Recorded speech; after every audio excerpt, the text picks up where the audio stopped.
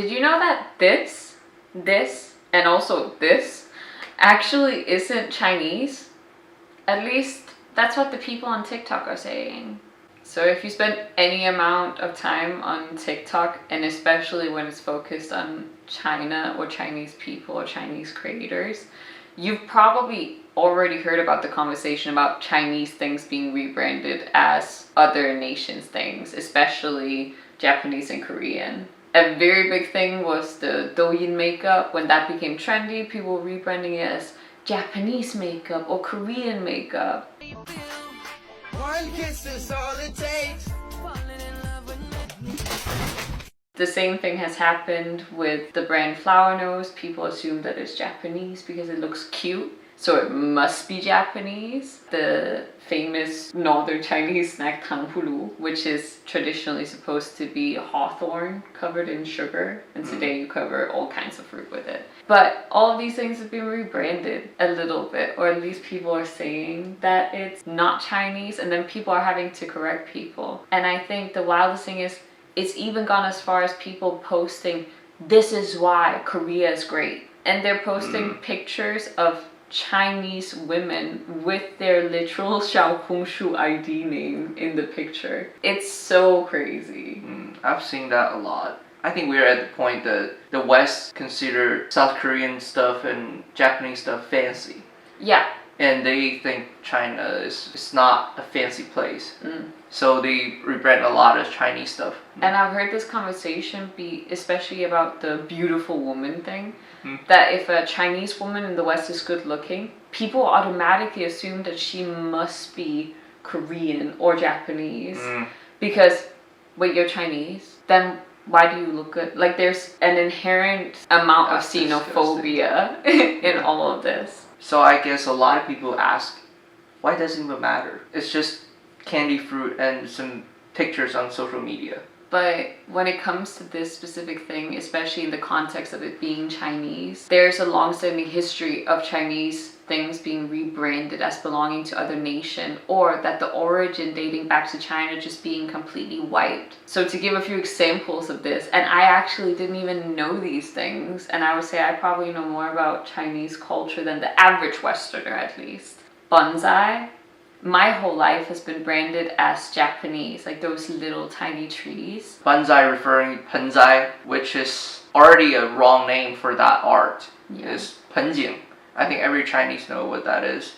And everyone would be surprised that was rebranded as Japanese. And the same thing for tea. So for those that don't know the history of tea, Britain was trading with China. And tea was a very valuable thing to trade with, and it only was being grown in China. It was like a state secret. So because Britain didn't want to pay China for this, they went in, sent in a spy who stole the plant, and then they planted it in their colony on Ceylon, what is today Sri Lanka, and grew tea there. And now most people, I guess, don't even know that tea comes from China. I asked my mother, and she was like, "Oh, it comes from the East." But she got really shocked when she heard that it was a traditionally just Chinese thing that was then spread out. Actually, Chinese people would be very surprised that people don't know. And what's even worse is today, because of British influence in tea, we all think of Britain and tea as one. There's a weird appropriation that has happened with what tea looks like in the West because of Britain, that we all think of tea as this powdered, like tiny crumbs, when that's not what tea is originally. And then we just talked about another thing that you said, that China, like porcelain, originated from China, and I collect porcelain, but I didn't know this. I mean, the name China. Yeah, but I thought that's just because you guys were able to make a specific type of it. The final thing that also surprised me was that I have seen people accuse Chinese people of stealing cherry blossoms from Japan. That some like Japan fans will go after Chinese people and be like, "Oh, they're just copying, they want to be like Japan." Funny enough, turns out cherry blossoms actually come from Tibet. Yeah, and it was planted all around the country very early. Like let's say Sui Dynasty, Tang Dynasty, Wei Jin. It was already well planted. So of course today it is a staple thing in Japan. It is a thing synonymous with their culture as well. But instead of accusing China of stealing something, there should be an understanding that this is a shared culture, and yes, Japan has made it its own thing in the way they incorporate it. Yeah. But you shouldn't think that this is Japanese influence on China, because it diminishes what Chinese culture also is, and you're actually doing something called cultural erasure, where you delete the fact that it is a factor and try to attribute it to something completely separate. Yeah. And another area where this happens a lot is in Hanfu. So Hanfu is Han Chinese clothes during the Han Chinese dynasties and the Yuan dynasty as well. So when pictures are posted of Hanfu, a lot of people will say that, oh, China just copies hanbok, or China just copies kimono because they look similar. The reason why they look similar is because the traditional clothes that Japan and Korea has today came from China originally, and of course, Korea and Japan both adapted it to their lifestyle, but that's why they'll always look a little bit similar, because they have a natural historical tie with each other. I think it's because Westerners know kimono and hanbok first. Yeah. So they assume that's the origin of the culture, which is not. Like kimono it's called wufu. It's from the Wu area, this region. Yeah. Yeah. The problem with this not being known, because I would say the average Chinese, like a generation ago, did not know a lot about Hanfu. No, it was a very new movement. I would say a decade ago. I started knowing Hanfu a decade ago. But then you have big Western companies like Dior that suddenly come out with a skirt that's clearly a Mami and Chun. Like literally when you saw the pattern they had used, that was just an ancient pattern that has existed in China since, I guess, Mami and Chun is actually older than Ming Dynasty. But you see that they claim that this is an original design and weren't even willing to apologize or credit China. I think that's extremely arrogant. Yeah. Like, they don't respond, even though a lot of people here or abroad criticize what they did. Yeah. They just ignore, Yeah, because it doesn't matter. Yeah. And in this, I know that in the West, calling things cultural appropriation has kind of become a trigger word for anything. This is the definition of cultural appropriation, where you take something from a culture, you change what it's known as, you remove its cultural meaning, and then you monetize it, where the original group of people it belongs to does not benefit. Yeah. So, yeah, we should all shame Dior for doing this, because that's definitely not okay. And I think, unfortunately, when we talk about the erasure of Chinese influence, it is led primarily by Western countries. When I lived in Japan, my experience is that Japanese people fully acknowledge that kimono has an origin somewhere. Kanji comes from China originally, that is Hanzi. Yeah. But online, sometimes you see characters and people are like, doesn't this come from Japan? And it's so deranged, because if you take classes, like if you went to school in Japan, you would be taught traditional Chinese literature, because it's tied together. It's a part of your cultural heritage. In many ways, I think it's very accurate to say that China is what ancient Rome is for Europeans. That there's an enormous cultural influence that we can't run away from, and it brought a lot of things with it. Yeah. So when you talk about East Asian culture, knowing at least something about China is important to understand context of everything. I think the most recent thing that I saw that you got very, like, a good chuckle out of. So if people have been watching our videos, they might have noticed that I use hairpins quite often. Yeah. Because I love hairpins. Recently, they have made like a surgence onto TikTok, Western TikTok. And people using them, and then people in the comments being like, oh, you should take a look at Korean hair sticks, because they're so beautiful. And at first I was like, huh? Like, so I tried to look up what these people are talking about, and that's just a Chinese hairpin. Like, it's the same thing. Yes, hairpins have existed for many, many years. They exist in different countries, but Korea's cultural influence does come from China, and the hairpins, specifically these, actually have a lot of Chinese symbolism on them. Yeah. So trying to say that they are Korean comes across very xenophobic, unfortunately. And I don't think people always intend to. It's just because, again, Korean influence is big. Like, because of Korean historical dramas, people have seen hanbok, hairpins, in that context first. So they don't realize how common hairpins is here. If you go outside to any touristy area, you'll see so many of them.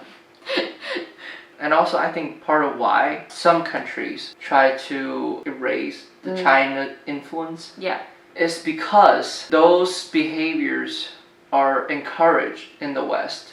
If some country made up something that, it's from my culture, not Chinese culture, then Westerners would buy it.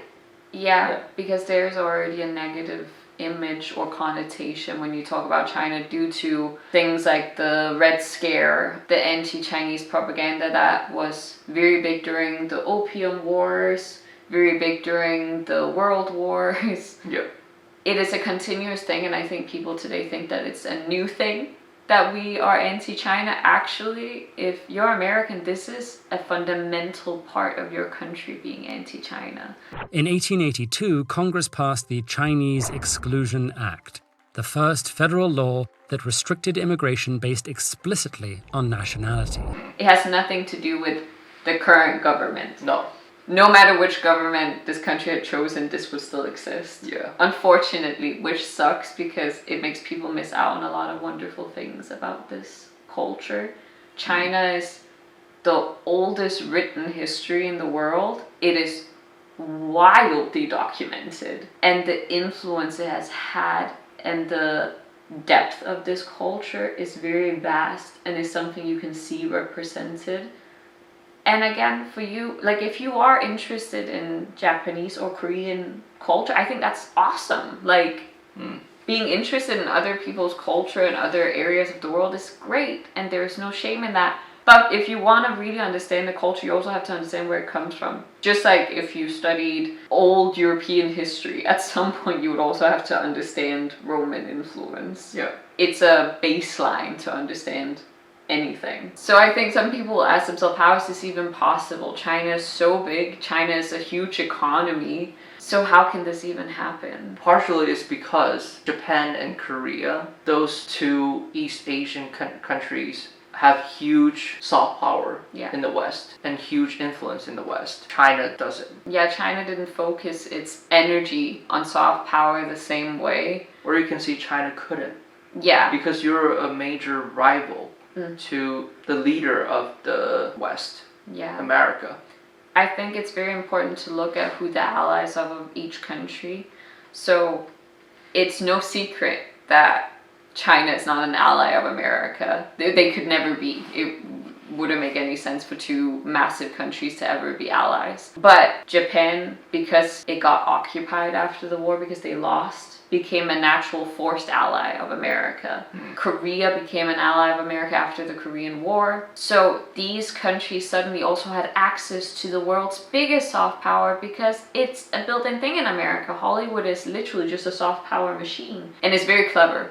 I'll give America that. So suddenly you see that Japan starts to send out stuff like manga, anime. Its culture gets discussed way more, like geisha, samurai, ninja. Even though some of those things aren't as big in reality as it's made out to be, suddenly Westerners know about traditional art forms in Japan. And in Korea you have the dramas, you have K-pop that has really been pushed to the last, I would say, decade, probably a bit more, 15 years maybe. Yeah. It has really been pushed also throughout Asia. They have a huge cultural influence here as well in pop culture. So it's very easy to then forget that some of these cultural elements would also exist elsewhere. Yeah.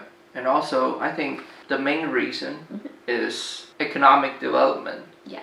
For example, in the 80s and 90s, you can see Hong Kong had the biggest cultural influence in this region. You don't hear about South Korea back then. Japanese cultural influence came because of their economic achievement. And then later, you see South Korea has bigger influence because of their economic growth. Then finally, they have the capital, the social development to support this type of soft power.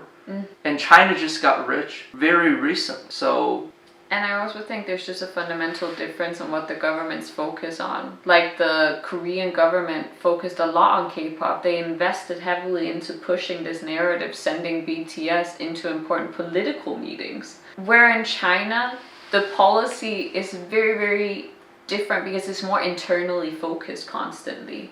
Chinese politicians focus very little on what's outside the Chinese borders. Because you're also ruling a much, much bigger economy. You have to control a far bigger population. And again, Chinese development is unimaginably fast. You can feel the tempo, like me moving here. I can feel that the tempo is so high. I think people that have visited China, even if you come back a year later, the change is something you can sense, which also produces an enormous pressure for politicians. So they don't necessarily worry about what Angela Baby is up to most of the time, or what, like, I don't know, Jackson Wang is doing this week. So it's just a difference in political style. Also, the market is big enough, so they don't focus on the foreign market. Yeah. Yeah, because they can just dig out a lot more gold at home. Yeah. The Chinese consumer market is crazy. I don't think it's something to underestimate because, again, being famous in China is a gold mine in and of itself. Yeah. It would be like the equivalent to the European market, but in one country. So it's just something to take into consideration when you see things that are Asian and it says that it's Chinese. Maybe instead of attacking it right away and saying that Chinese people are stealing and spreading this actually very xenophobic stereotype, maybe do a little bit of digging into the history behind things, because a lot of things, one, are shared, but also, again, this is a mother culture in its own region, so it's very likely that it's either a shared thing or that it actually originated here. But yeah, I hope that you guys find this video a little bit interesting and that you'll consider following us or coming back for a future video. Yeah. Bye. Bye.